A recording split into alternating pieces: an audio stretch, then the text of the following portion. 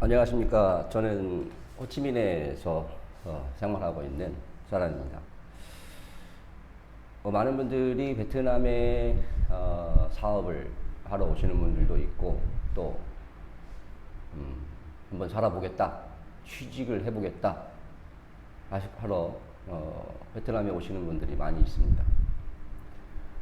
근데 한국 분들이 많이 오해하시는 부분들이 있어요. 베트남에 뭐 한 달에 뭐 100만 원, 뭐 150만 원이면 편하게 살 수 있다. 황제처럼 살 수 있다. 이런 말들을 많이 하십니다. 그래서 여러분들이 한번 생각해 보실 수 있도록 잠깐 팁을 좀 드리려고 합니다. 먼저 베트남에 이제 혼자 오시는 분들이 많습니다. 제가 혼자 있기 때문에 어, 혼자 살아가는데 에, 생활비를 잠깐 소개해 드리겠습니다. 저는 먼저 이건 개인적인 저의 생각입니다. 일반적일 수는 없습니다. 일반적일 수는 없으니까 여러분이 참고해서 보시기 바랍니다. 베트남에 오시면 먼저 한국 분들이 집을 이제 구해야 됩니다. 집을 구해야 되는데 뭐 아파트를 구할 수도 있고, 또 원룸을 구할 수도 있고, 또 때로는 호텔에서 묵을 수도 있고, 또 아니면 뭐 현지에서 건물을 또 얻을 수도 있습니다. 그런데 먼저 생각하실 것이 한국인들이 저는 이제 호치민에 있기 때문에 호치민의 경우를 말씀을 드립니다. 먼저 생각하실 것이 한국 사람들이 많이 모여 있는 곳, 예를 들면 7군, 2군, 생활하기 편리합니다. 뭐든지 다 있습니다. 그런데 문제는 한국과 거의 임대료가 비슷하거나 더 비쌀 수도 있다 하는 것을 먼저 생각하셔야 됩니다. 보통 아파트의 경우 7군이나 뭐 2군 아파트 투룸 방 2개짜리 아파트 아무리 싸도 한국 돈으로 한 40만 원, 아무리 싸도 40만 원 정도 한다, 이렇게 생각하셔야 되겠고요. 또 그리고 방 3개짜리 보통 2군의 경우에 뭐 1000불에서 1500불 정도는 줘야 구할 수 있다라고 보셔야 됩니다. 월세가 1000불, 1500불. 한국과 뭐 좀 비슷하겠죠? 아니면 한국보다 비쌀 수도 있습니다.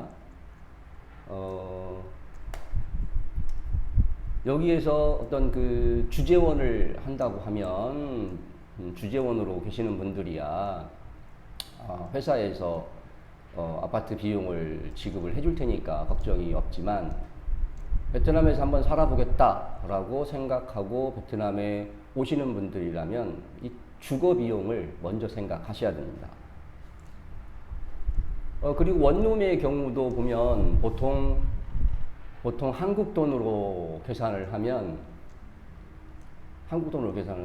원룸의 경우도 보통 20만 원, 30만 원은 줘야 구할 수 있다라고 보셔야 돼요. 그리고 이제 한국 분들이 인터넷이 안 되면 답답하죠. 인터넷의 경우는 한 2만 원 정도 매달 지불을 하면 편리하게 사용할 수 있습니다. 그리고 휴대폰의 경우에는 저는 이제 데이터 약정제를 사용하기 때문에 한 달에 9만 동, 그러니까 4,500원 정도 되면 5GB를 사용할 수 있는데 베트남의 경우, 호치민의 경우에 뭐 커피숍이든지 음식점이든지 어디든지 와이파이가 뭐 다 되기 때문에 5GB면 저 같은 경우는 사용하고도 남는 것 같습니다. 그리고 베트남에 오셔서 이제 그 베트남에서 처음에 깜짝 놀라는 것이 베트남의 호치민의 경우 보통 근로자들 그 월급에 비해서 택시비가 엄청나게 비쌉니다. 택시비가 제가 시내 중심에서 여기 제가 사는 곳까지 한 16km, 17km 정도 떨어져 있는데 한 30분 뭐 예상합니다. 30분 정도 그러면 20만 동, 한국 돈으로 거의 한 만 원 정도 나옵니다.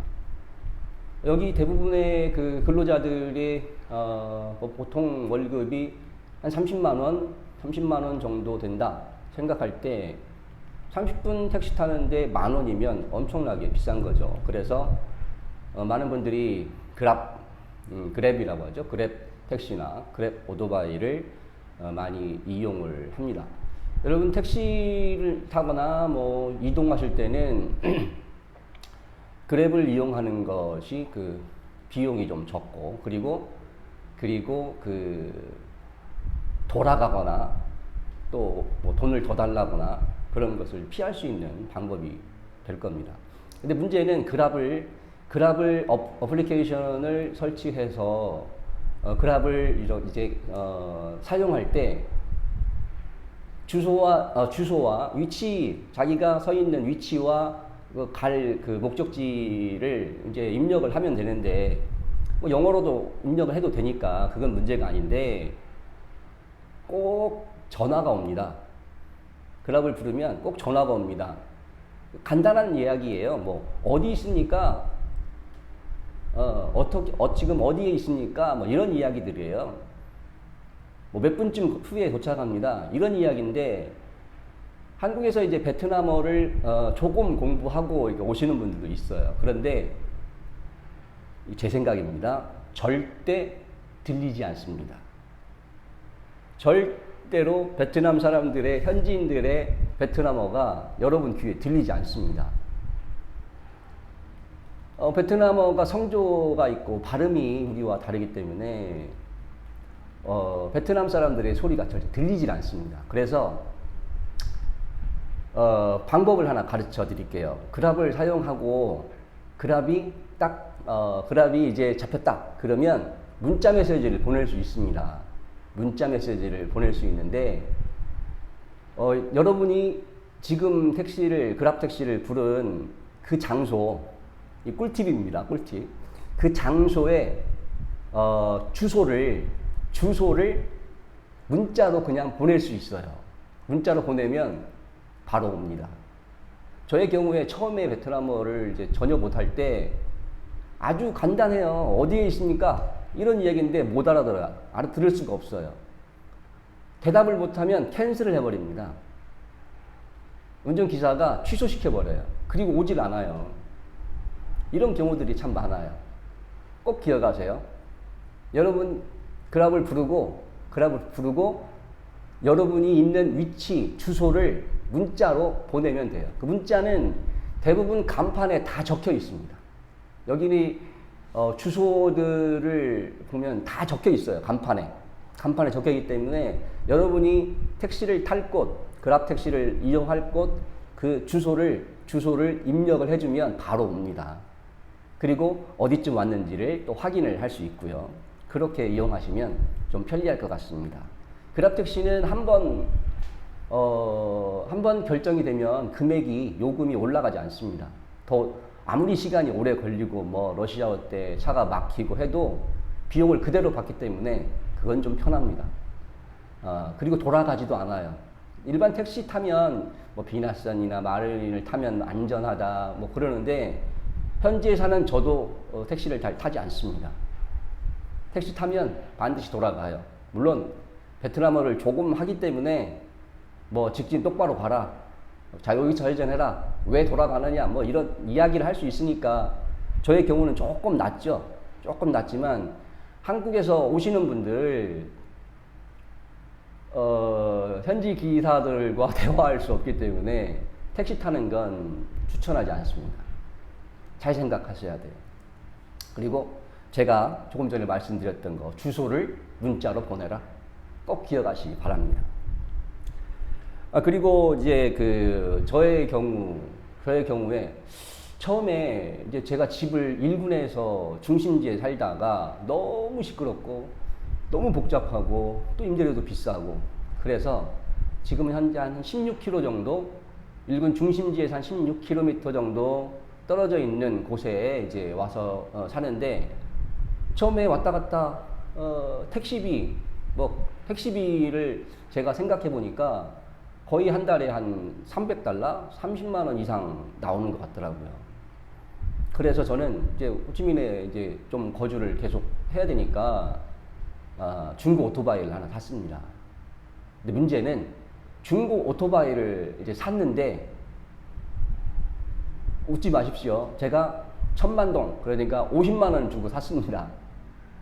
한 7년, 8년 지난 오토바이를 한 50만 원 주고 샀는데 수리비가 40만 원 나왔습니다.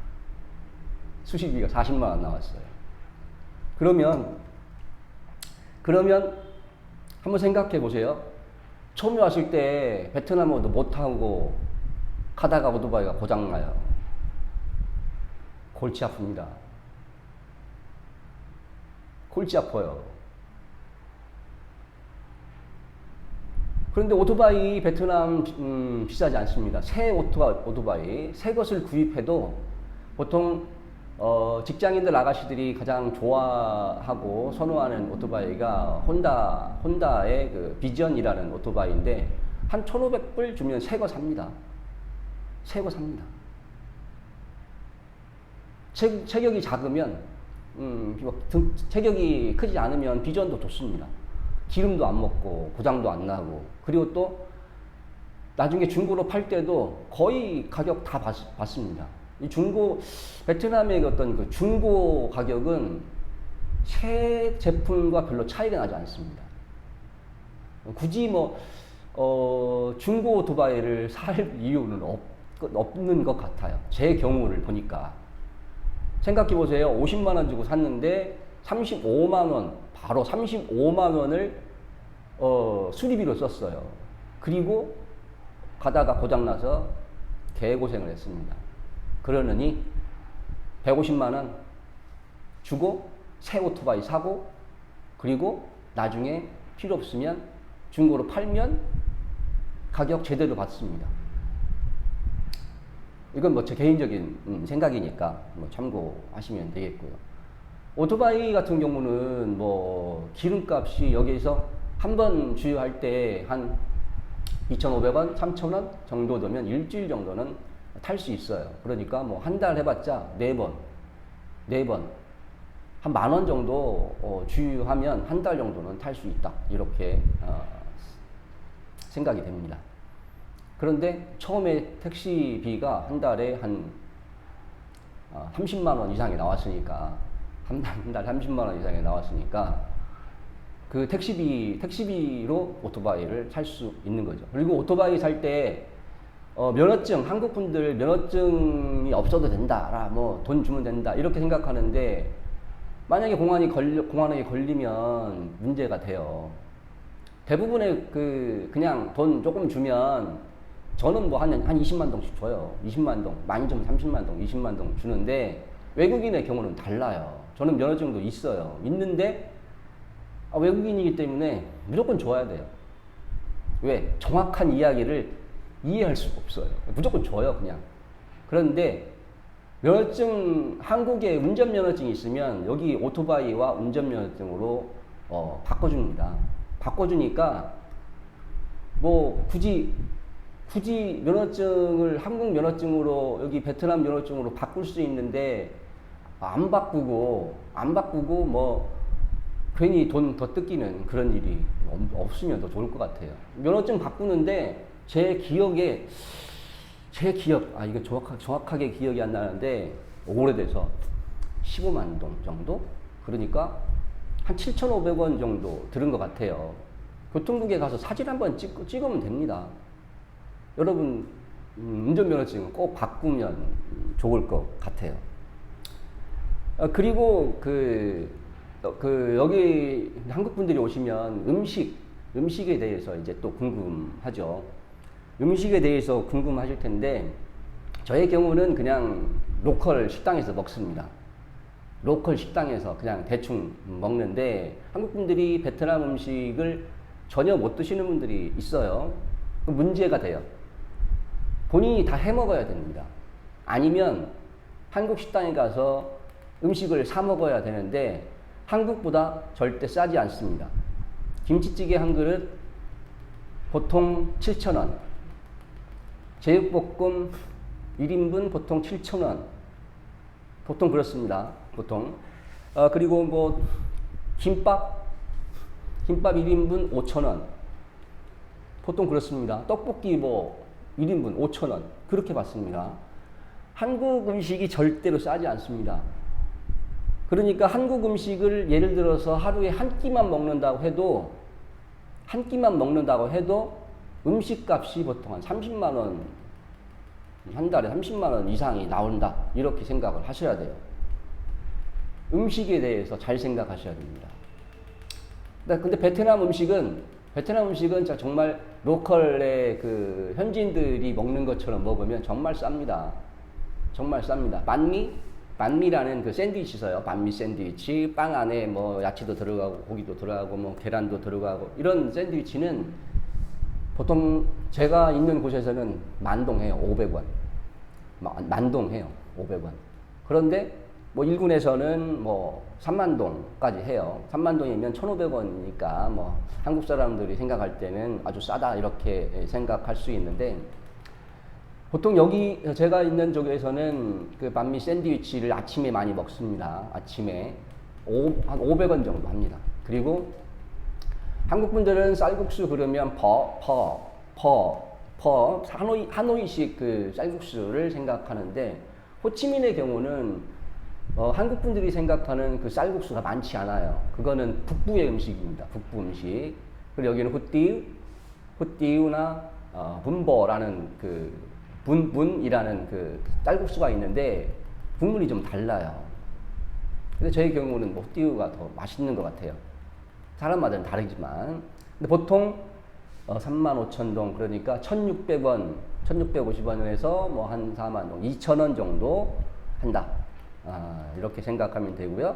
그리고 대부분 베트남에서 그 베트남 사람들이 많이 먹는 그 밥에다가 돼지 갈비를 이렇게 숯불에 구워서 먹는 음식이 있어요. 껌성이라고 하는데 이 껌성은 보통 25,000동, 25,000동이면 1,200원, 1,300원 정도 합니다. 그러니까 하루 먹어도 하루 현지인들처럼 먹으면 뭐 한 5,000원, 6,000원이면 하루 먹을 수 있어요. 그러니까 6,000원 잡고 한 달이면 얼마입니까? 얼마 돈이 되지 않아요. 그런데 베트남 음식을 이제 못 드시는 분들은 음식을 직접 해서 드시거나 그렇지 않으면 이제 한국 식당에 가셔야 되는데 음식을 직접 해서 드시려면 뭐 여기 여러분은 이제 시장에 가실 수가 없으니까 마트 가면 다 있습니다. 마트 가면 뭐든지 다 있습니다. 대형 마트들이 많기 때문에 뭐든지 다 있고요. 그리고 여긴 또 요즘에 그 베트남에 이제 호치민에 오시는 분들 가운데 한국 음식점을 개업을 하려고 오시는 분들이 또 많아요. 그런데 잘 생각하셔야 돼요. 이게 좋을 수도 있고 안 좋을 수도 있어요. 물론 인건비가 싸고 또 재료비가 싸고 많이 남을 수 있어요. 하지만 한국 음식점들이 몰려 있습니다. 다 몰려 있기 때문에 경쟁을 하셔야 돼요. 경쟁을 해야 되는데 저 같아도 맛있는 집에 가지 맛없는 집에 안 가요. 한국에서 음식점을 하시던 분들은 제 생각엔 괜찮습니다. 왜냐하면 그렇게 맛있는 집이 별로 없어요. 맛있는 집이 있으면 괜찮습니다. 왜? 재료값 싸고요, 인건비 싸고요. 그리고 제가 사는 이 지역에는 독점적으로 하는 곳이 있어요. 근데 잘 됩니다, 장사. 보통 뭐 김치찌개 한 그릇에 7,000원, 8,000원 이렇게 하니까요. 뭐 풍이흥이라는 지역에 가면, 칠군 지역에 가면 베트남 사람보다 한국 사람이 더 많습니다. 그래서 음식점도 많죠. 그런데 되는 집만 되는 거예요. 왜? 한국에서 음식과 전혀 관계 없이 생활하다가 한국에서 힘드니까 베트남에 이제 오셔서 음식점을 해보겠다. 조금 생각을 해보셔야 됩니다. 하실 수 있는 건 하셔야 돼요. 그래야 성공할 확률이 높습니다. 그리고 너무 경쟁이 심하다는 거 한번 생각해 보시면 좋겠고요. 이제 저의 경우를 이제 좀 말씀을 드리면,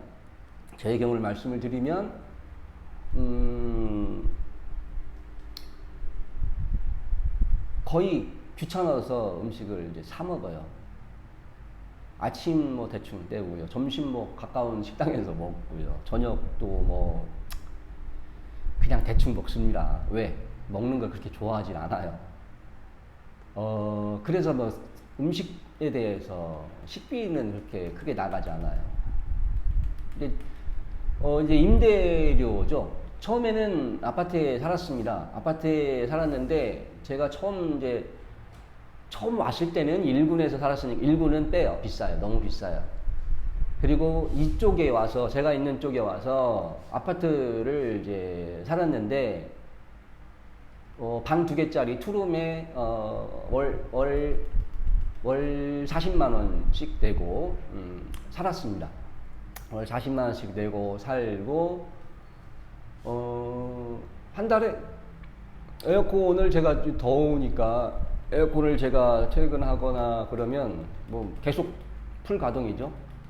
풀 가동을 했을 때